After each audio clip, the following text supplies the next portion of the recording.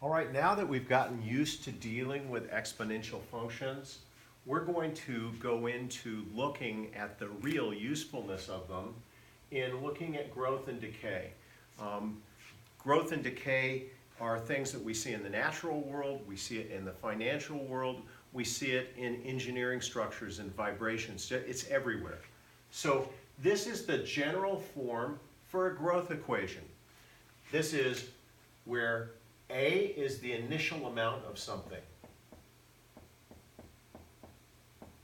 Okay, so that's how much we had at the start.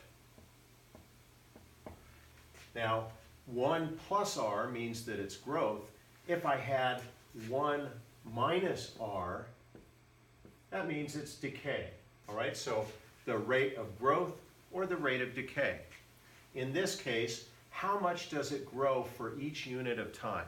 So let's say that I have an initial amount of money and I put it into a savings account that pays 5% per year.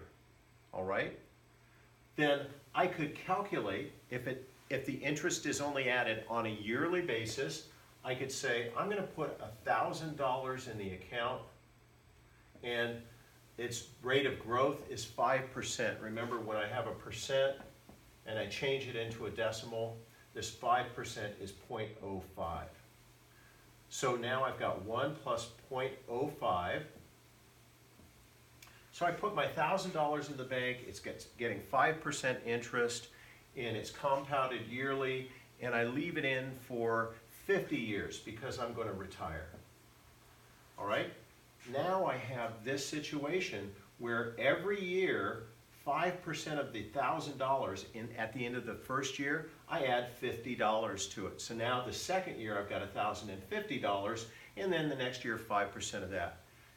We're going to leave it in for 50 years because I put it in the day I turned 18, and I'm going to draw it out when I turn 68. Let's see what that amounts to. Now I'm going to have to stop the recording for a second because my phone is my calculator.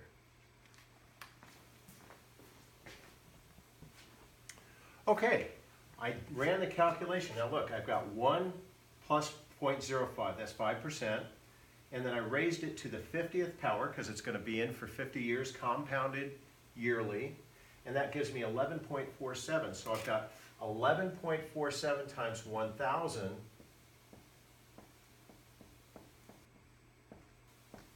means that at the end of 50 years, my $1,000 has become $11,470. This is an example of a growth calculation. We can do decay calculations in a similar manner. If I say how much is eliminated each time period, and then this becomes a number less than 1 when raised to the power is a multiple that's very small. So we can do growth and decay calculations, and these calculations are useful in looking at population growth of animal species or growth in the demand for different things. We can look at the decay of a vibration in a structure. All of these amount to this same type of calculation. So I'm going to put some problems up on the board and I want you to solve them.